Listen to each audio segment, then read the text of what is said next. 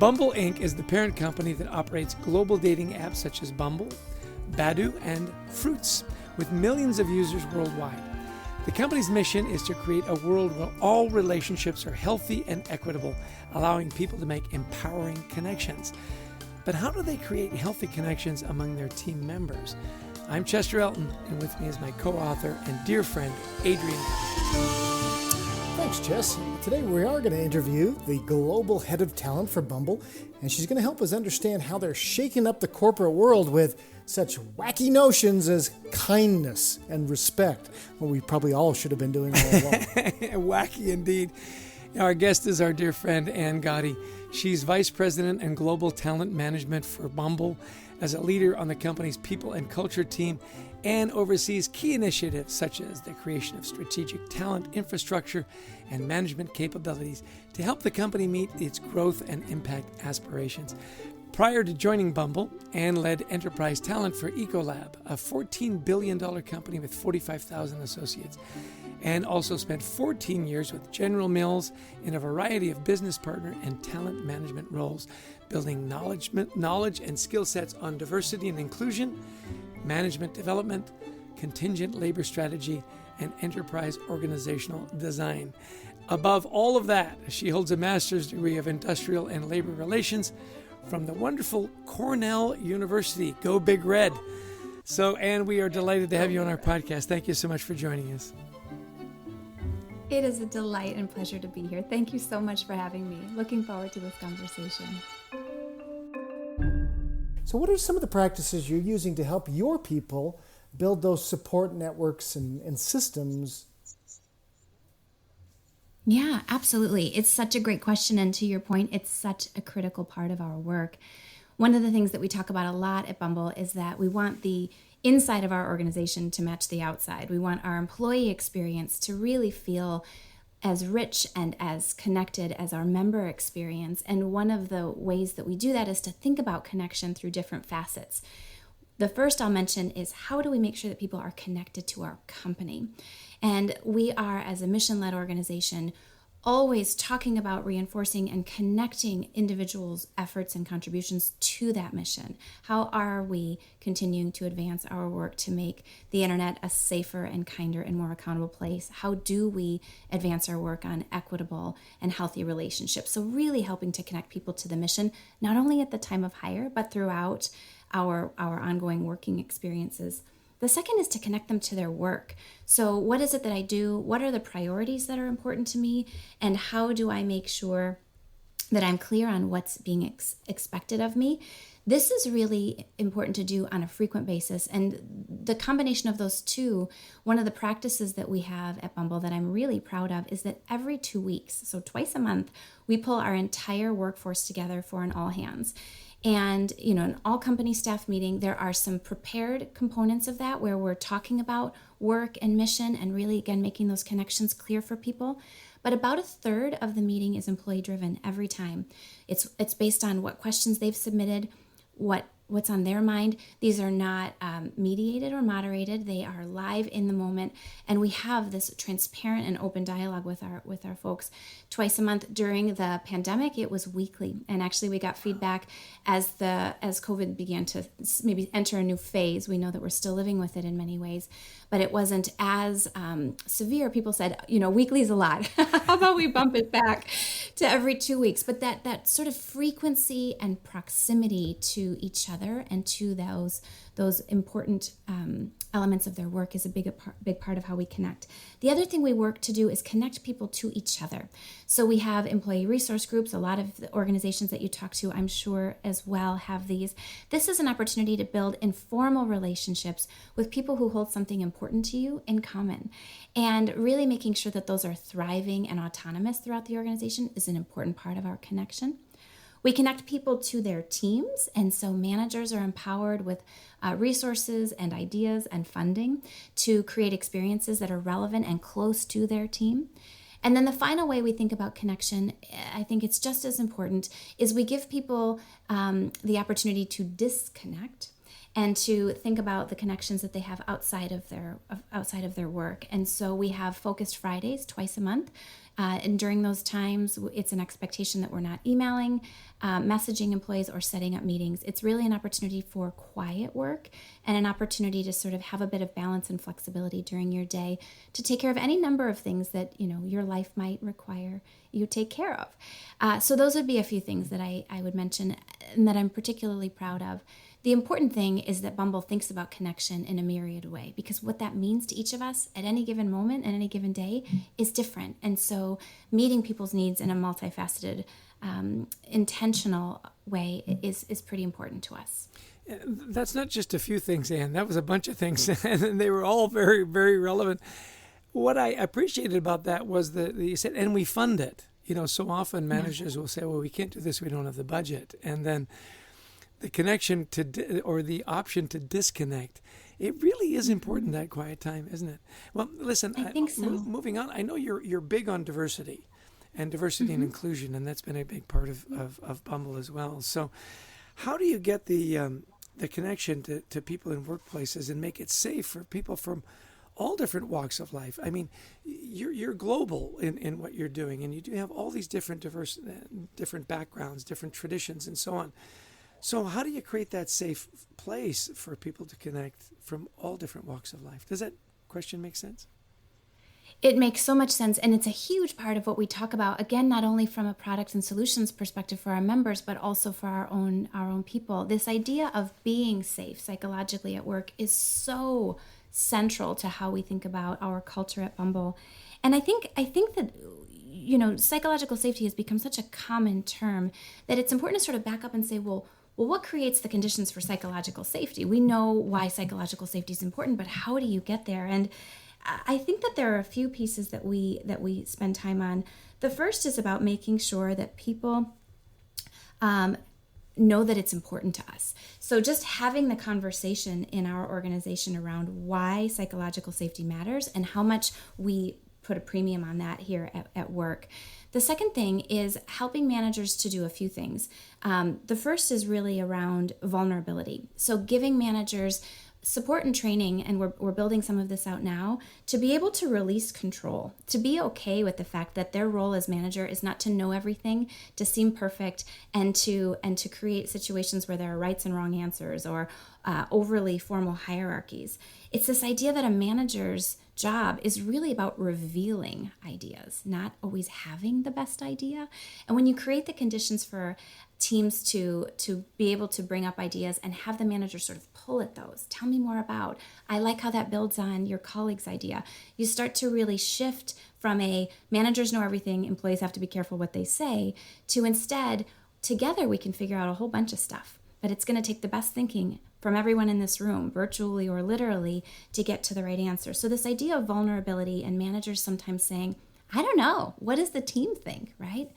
It's huge for creating safety, because when a leader says they don't know, but that they're confident we'll figure it out together, then employees can say, well, I'm not sure this is the best idea, but here's kind of what's been on my mind. And so often those are the best ideas, right? And creating the space for people to bring those out. So vulnerability first. Flexibility is also really important. So being able to come in and say, I've always done it this way, or my preference is this, or it's more convenient for me to do it this way. But really the requirement is just this small part. And so there's so many different ways we can get there.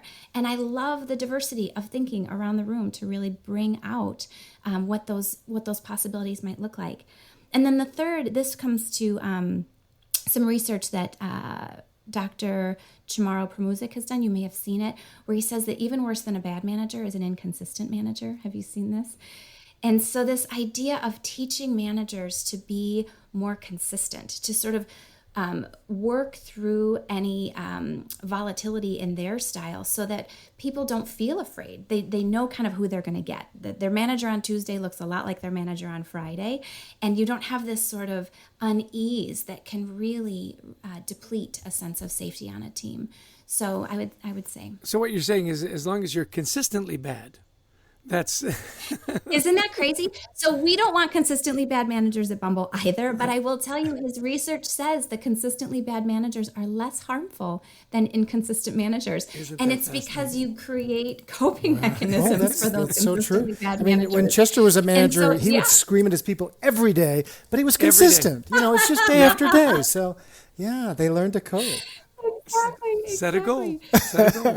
That is awesome. Wow, that is so great to think about. Well, okay, so I want to talk to you a little bit about that, what managers do and how we push people out. And, of course, we've have this rampant inflation. We've got this great resignation. A lot of people are either leaving or they're becoming anxious. We're hearing now about the quiet quitting.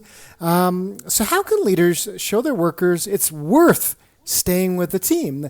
How do they create maybe a compelling value proposition, and what recommendations would you give them? So I love this question because I think that it brings ideas and commitments to the forefront at times like this that should always be at the forefront. And here's what I mean by that. Talented people have choices all the time. And so we're talking a lot now about the Great Resignation, quiet quitting, high inflation coupled with high unemployment, and these very strange times. PwC just dropped a study with 700 leaders across the world, and it's like half of them in their companies are implementing hiring freezes, but 2/3 of them are doing all sorts of things that are above and beyond to retain and hire talented people. And so you sort of net all this out, and ultimately what it tells you, and it's maybe simplest, maybe oversimple formed, is talented people have choices. Treat them that way all the time. Get ahead of it.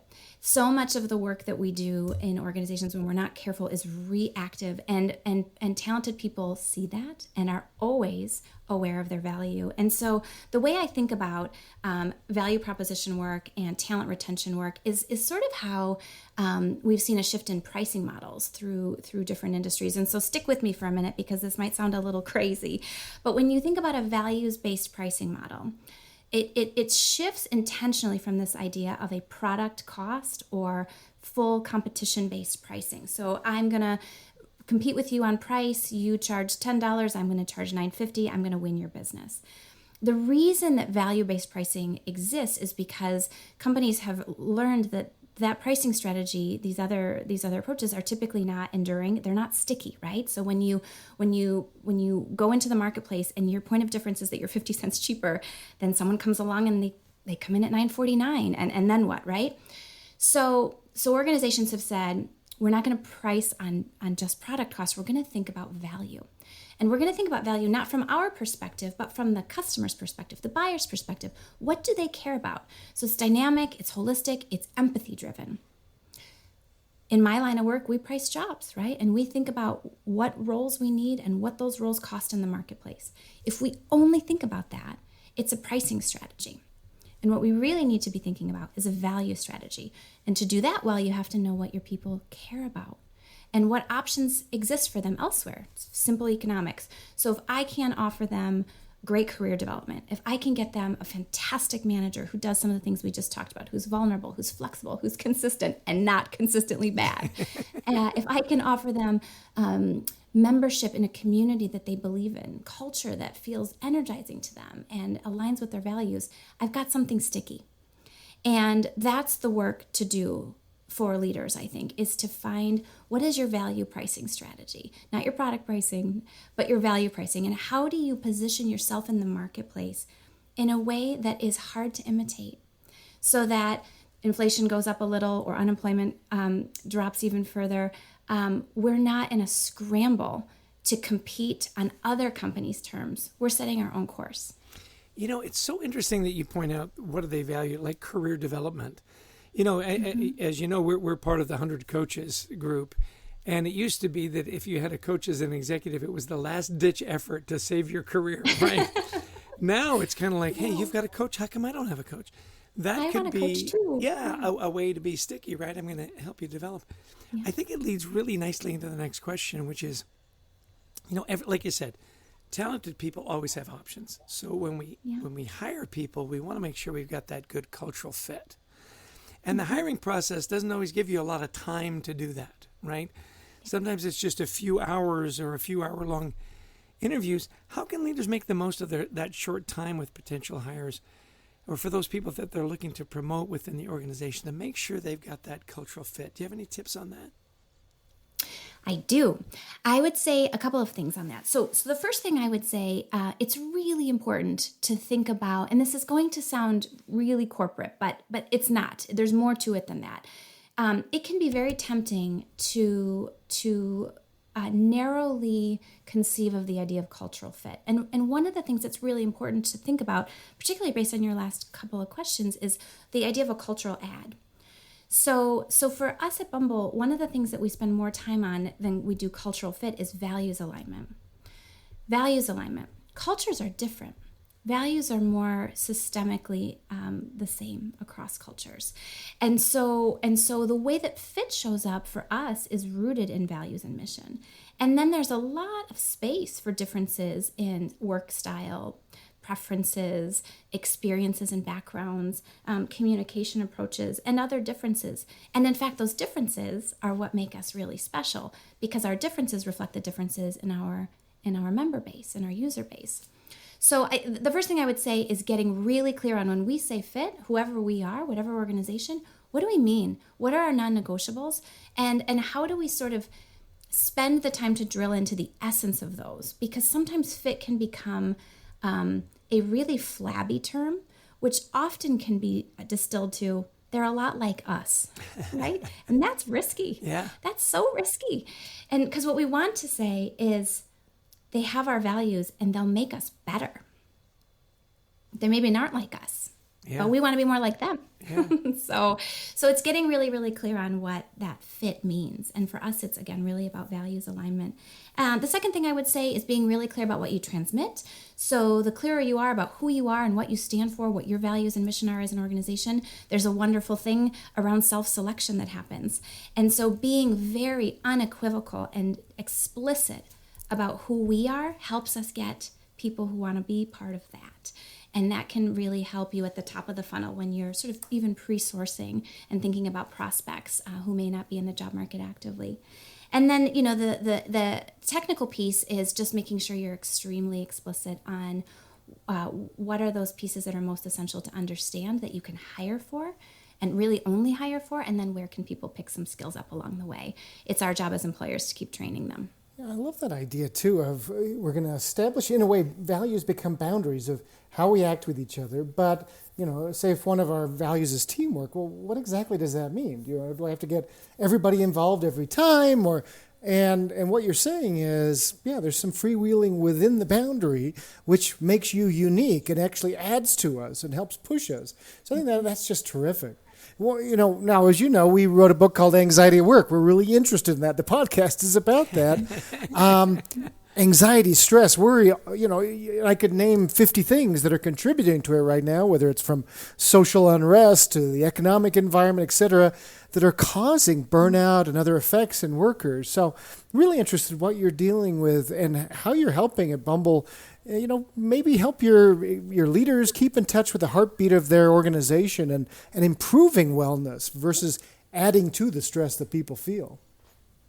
Yeah, it's such an important question. And I would say we're still working our way through it. It is of central importance and focus for the team.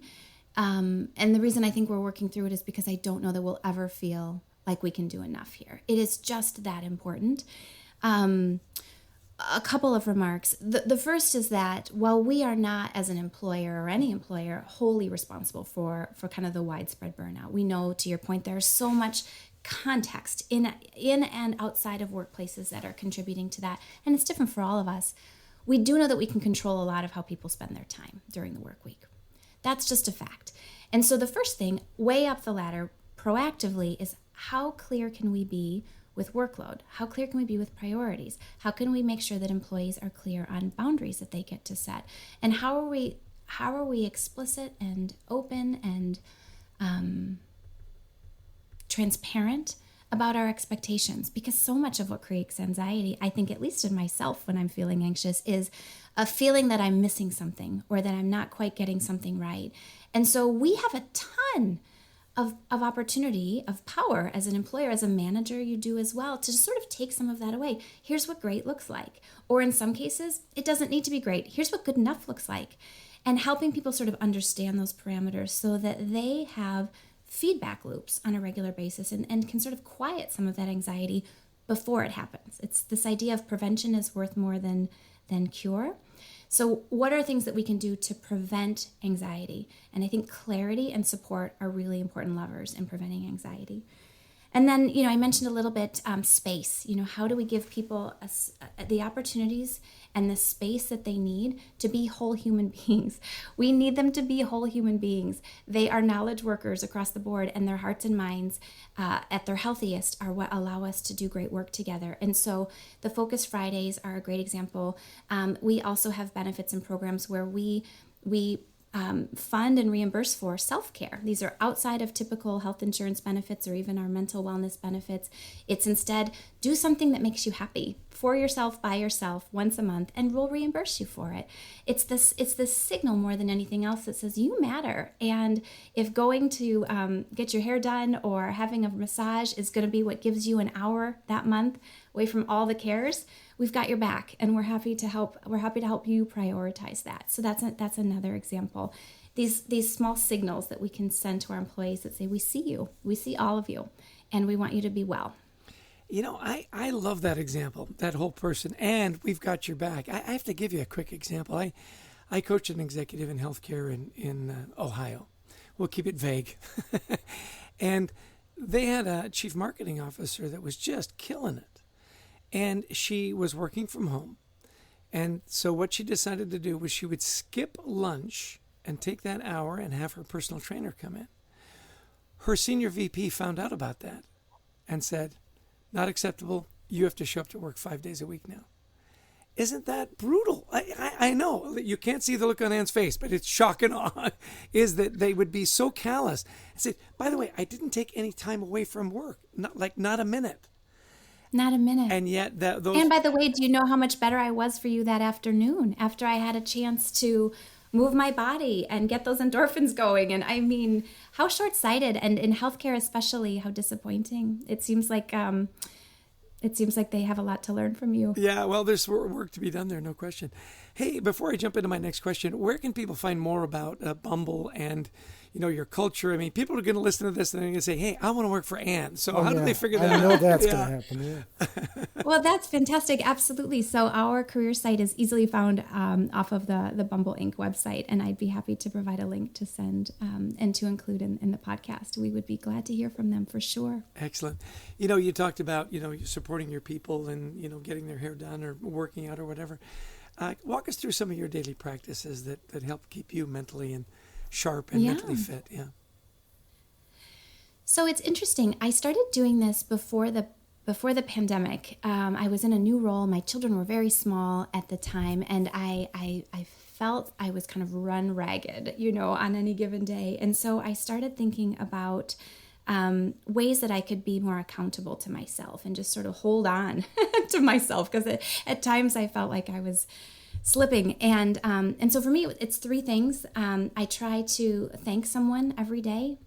It makes me feel really good to take the time to do that, and it's not hard. I try to help someone every day, even in a small way. And I try to learn something every day. And when I do those three things, and I get to them most days, because they're actually pretty simple to do if you're intentional about it, I feel whole. If I can do those things, I feel whole. And then the other thing I do is, and this I will say is a commitment, and happily I don't work for the leader in Ohio that doesn't let me get out during the workday, but I try to get outside every single day of the year. And I live in Minnesota, my friend, so this is a commitment. There are days I'm out there and it's minus 30 degrees, and there's days I'm out there and it's 98 with a humidity at 85 or whatever. But just spending a little bit of time in nature is really rejuvenating for me. It makes 15 minutes and it sort of changes everything. So get outside and play. It's funny how often we hear that, getting to nature, especially as many of us were shut in for part of the pandemic. You kind of learned how important that was. It's been such a great discussion today, and I know people have been taking notes. I've got pages of notes, just some great ideas you've given us. If you had a couple of things you'd want our listeners to take away, a theme for our discussion, what would they be? Yeah. So I think I would have two. So if you're listening to this and you're a leader of people, I would encourage you to remember your people have choices, especially your best performing people. They have choices every day. Treat them that way every day. Earn their trust and their commitment every day. Don't phone it in. Quiet quitting is about how you lead as well, right? And so when you have quiet quitters, you perhaps have been one yourself for too long. So that lean in and that give your people what they deserve is so important. They have choices. Make sure they're choosing you. And then for your individual contributors, for those professionals that aren't yet leading other teams, thinking about that culture fit versus culture add. Is who you are fully embraced at where you are? And I have a good friend who says, if you feel like you don't fit where you are, don't change who you are, change where you are. And so this idea of the agency and being able to live who you are fully at work. We spend too much time at work for it to be any different. Those are great takeaways. Adrian and I, we've had you on another panel and online, and we always marvel when you're done that you express yourself so succinctly. There's so many great bullet points, and that's the mark of a great teacher. And you have a gift. You are a great teacher. You can synthesize ideas and put them in bullet points. As Adrian said, I've got a million great takeaways for today, and I know our listeners have too. So thank you for the great work you do, the way that you care, and the way that you express that. You're creating great leaders every day. And I have to say, thanking someone every day, helping someone every day, and learning something every day, I think that's going to be my new mantra. Yeah, Thank you so much for that. It's my pleasure. Thanks so much for the time. Adrian, this is the second time we've interviewed Anne, and she is beyond delightful. I know you took copious notes. Tell me, what were some of the things that really struck you? Well, first off, what strikes me is you don't have to be a jerk to succeed in business. Anne is one of the kindest, nicest people, and remarkably successful, and extremely well thought of and respected, and does it all with a velvet glove. So first takeaway is practices what she preaches. And I loved how she started this. Look, at Bumble, they're trying to do a few things. Connect people to the company, to their work, and to each other, and also give them opportunities to disconnect very formally. Like, I love the quiet Fridays a couple of times a month. Yeah. Connection, obviously a big word at Bumble, and to make sure that their outside brand matches their inside brand, I thought was the first big takeaway. Being safe at work was such a big highlight for me. How do you talk about psychological safety. How do you do it? How do you actually do it? And I love the idea of the leaders being vulnerable, being flexible. You don't have to be the smartest person in the room. We can come to a better idea if we're all together. And again, that coaching, it just seems to me that at Bumble and wherever Anne has gone, there's this ongoing education. Hey, let us help you be a better leader in this. Let us help you be more vulnerable. Here's what it means, right? Really, really insightful and great takeaways for me. Well, and especially that idea of an inconsistent manager is worse than the bad manager, the screamy manager, whatever it is. Not that we want either, but we've had that, right, where you just don't know how your boss is going to react. And on Monday, he or she's different than Wednesday, and you have people kind of behind the scenes going, hey, how is Chester today? Right. Before I approach him, how's he doing? Has he had his coffee? That's never good. Yeah. Yeah. You're exactly right. And she was very quick to say, yes, and we don't want consistently bad managers either. No, we want good ones. Don't be reactive. As we started to talk about that quiet quitting and hiring to fit and so on, said don't price the job, value the job. What do they care about? You can always be undercut, or in the case of employees, somebody can bid a few $1,000s more. Right? Yeah. So what is that stickiness that she talked about? Is it career development? Is it flexibility in the workplace?